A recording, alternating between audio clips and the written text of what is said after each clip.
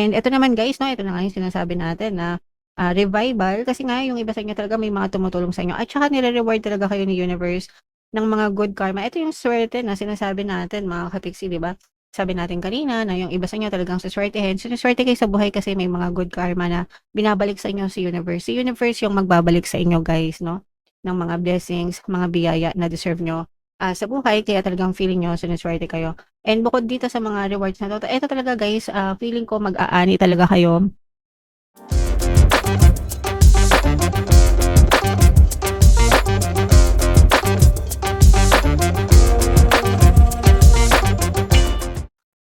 Hello guys, hello Cancer, welcome back to Pinoy Pixie Tarot. Ang pamagat ng episode natin for tonight is first half kapalaran para ngayong July 1 to 15 guys para sa Cancer, Sun, Moon, Rising, Sign, and Venus. So unahin natin tong deck na to. Ito yung angel messages para sa inyo or mga paparating sa inyo guys ngayong July 1 to 15. So una meron tayong conflict mga kapiksi. Ibig sabihin maaari kayong magkaroon ng conflict sa ibang tao. So kalmahan nyo lang guys, wag kayong masyadong mainitin yung ulo mga kapiksi. Pwedeng hindi kayo magkasundo kaya kayo may conflict guys. So again, kalmahan nyo lang. Hindi ibig sabihin tama ka, hindi ibig sabihin tama sila.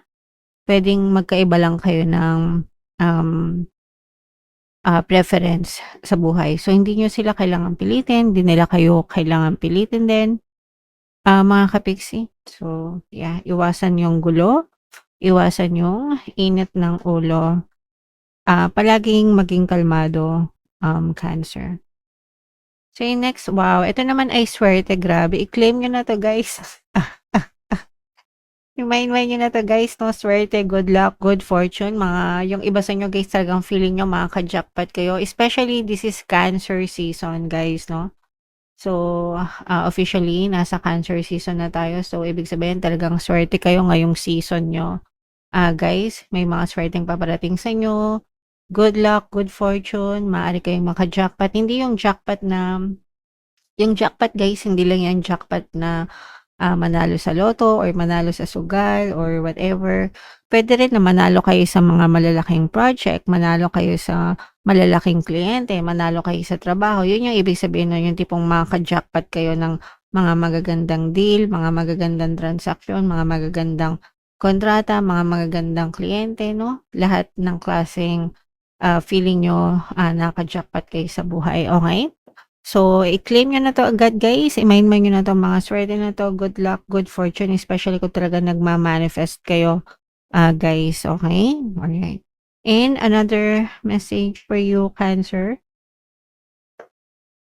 Ito naman ay sumpa, curse mga kapiksi, puwedeng may mga naiinis sa'yo, nagagalit sa inyo, ito iwasan niyo ito guys, ang sinasabi kong, conflict. Kasi baka 'pag meron kayong hindi nakasundo and itong person na 'to, baka magtanim siya ng galit sa inyo, baka isumpa kayo, magpalipad hangin, ipakulam kayo or whatever, gumawa sila ng hindi maganda para sa inyo, guys, 'no? So, medyo mag-ingat kayo sa mga tao sa paligid niyo, hindi niyo alam kung anong mga kakayahan, or kaalaman meron sila. It always, um, tawag dito, um, yeah, palaging maging ugaliin na maging mahaba ang pasensya and maging mabait para iwas kayo dito sa mga sumpa-sumpa, kulam-kulam na yan. Yung iba sa inyo puwedeng may naiinggit sa inyo guys kaya ginagawan kayo ng hindi maganda.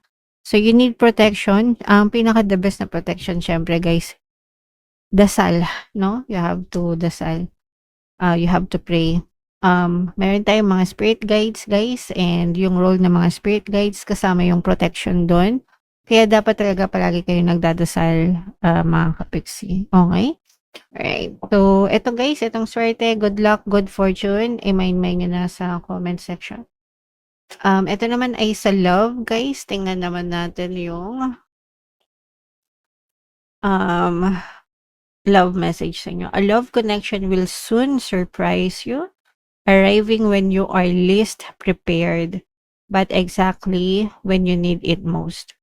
bringing joy and wonder into your life. So, eto guys 'no, ibig sabihin may paparating na love life sa inyo. So, ito yung magre-resonate sa mga single, mga kapiksi, lalo na kung, nagdadasal kayo. Puwedeng ito rin yung jackpot na sinasabi dito guys, maka-jackpot kayo ng love life, maka-jackpot kayo ng bagong, relasyon, bagong specific person.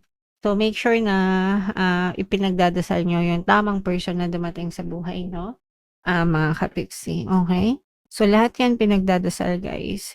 Comment down below if naka-resonate kayo. Shuffle natin 'to, hanapin natin yung energy ng, Cancer guys. Habang sina-shuffle ko 'to, panoorin niyo muna yung video natin. Sorry. Regarding sa ating, paano mag-manifest ng abundance video course. Kapiksi, sawa ka na ba sa mga struggles at hirap sa buhay mo? Masipag ka ba at masikap sa buhay ngunit hindi ka pa rin umaasenso? Ilang beses ka na bang nag-attempt magnegosyo at mag-invest pero palagi ka pa rin nalulugi? Sa pagkakataon na ito ay maaaring may subconscious beliefs ka na nagiging balakid sa iyong pag-unlad at pagyaman. Introducing, paano mag-manifest ng abundance video course. Dito ay matututunan mong ma-overcome ang mga balakid mo para tuluyan ka ng umunlad, umasenso, sumagana, maging matagumpay, successful at maswerte sa iyong kabuhayan, pera, trabaho, negosyo sa lapi at kaperahan ng bonggang-bongga. Dali, mag-send na ng email sa pinoypixitaro@gmail.com at simulan na ang iyong pagyaman ngayon. Alright, so sa lahat ng gusto mag-avail ng course guys, naka-flash sa screen ngayon mga available courses dito sa ating channel. Sa mga interesado, mag-send lang kayo ng email guys sa pinoypixitaro@gmail.com. And sa mga naghahanap ng pampaswerte guys, ito yung ating money shaker jar. Super liit na bote nito pero super daming success guys. At saka ito. So ito yung ating WhatsApp number. Chat nyo lang ako dyan guys. Super powerful yan mga kapiksi. So letter muna natin. Cancer ka and represent ng King of Cups. Mga kapiksi, this is both negative and positive. Guys, no? Unahin natin yung negative energy. Ito guys, yung negative na nakikita natin dito is more on sa love, mga kapiksi. This is more on love relationship. Yung iba sa inyo guys, ibig sabihin nito for some of you, there is an ongoing issue between you and your person na parang hindi pa siya natatapos. You are trapped guys dito sa mga negative na circumstances na to. May mga pagtatalo, may mga pag-aaway na hindi nyo pa nakakalimutan.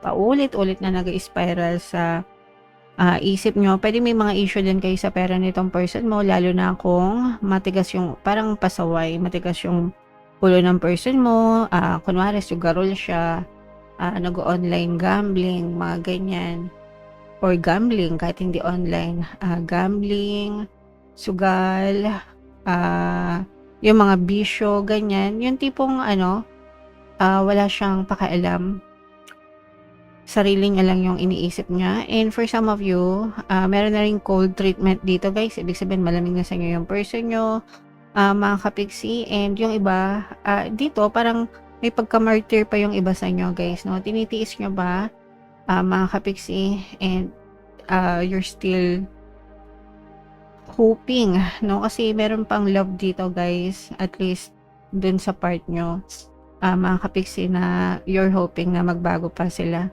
Pero, nako, malabo na yan. I mean, kung matagal na yan, guys, at saka nag-i-spiral kayo, mga kapiksi, kung ayaw nila magbago, ganun na sila. Ganyan na yan, hindi na yan magbabago. Pinapahirapan nyo lang yung sarili nyo, guys, okay? Pero, syempre, kung ayaw nyo sumuko, ipagdasal nyo, mga kapiksi. Okay?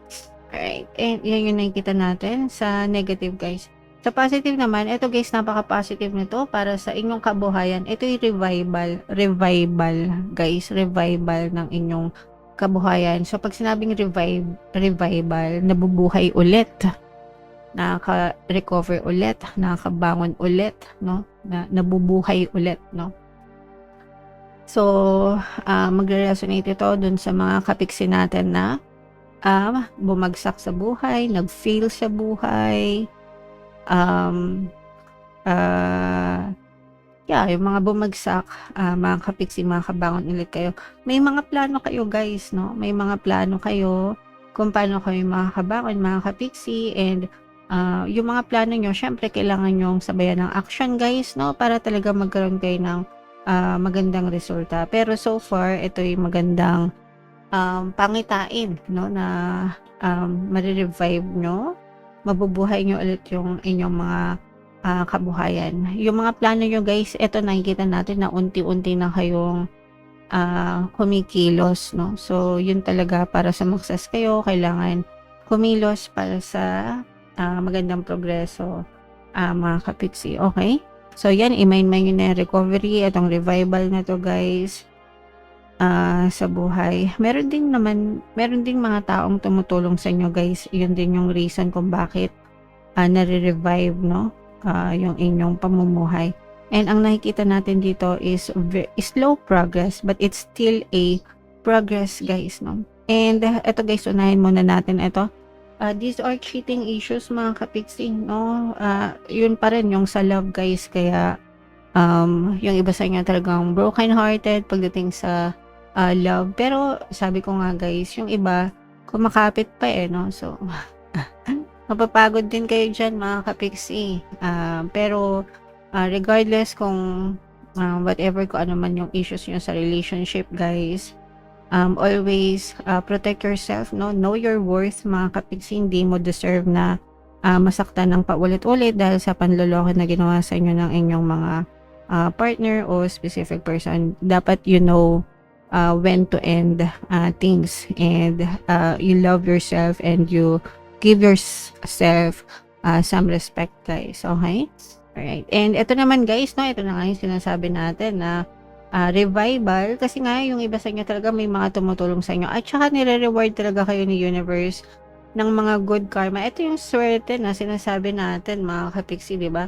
Sabi natin kanina na yung iba sa inyo talagang siswertehin. Siniswerte kayo sa buhay kasi may mga good karma na binabalik sa inyo si universe. Si universe yung magbabalik sa inyo guys, no, ng mga blessings, mga biyaya na deserve nyo sa buhay. Kaya talagang feeling nyo siniswerte kayo. And bukod dito sa mga rewards na to, ito talaga guys, feeling ko mag-aani talaga kayo.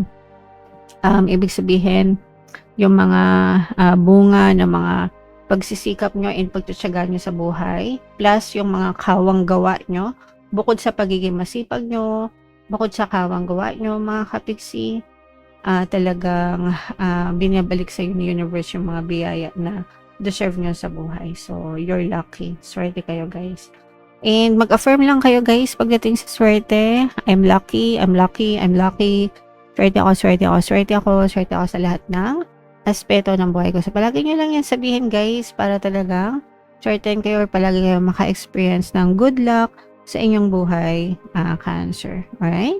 Okay, so yeah, comment down below Cancer if feeling nyo naka-resonate kayo dyan, and yung mga magaganda guys, i-mind nyo na, i-claim nyo na, i-mind nyo na sa comment section mga kapiksi.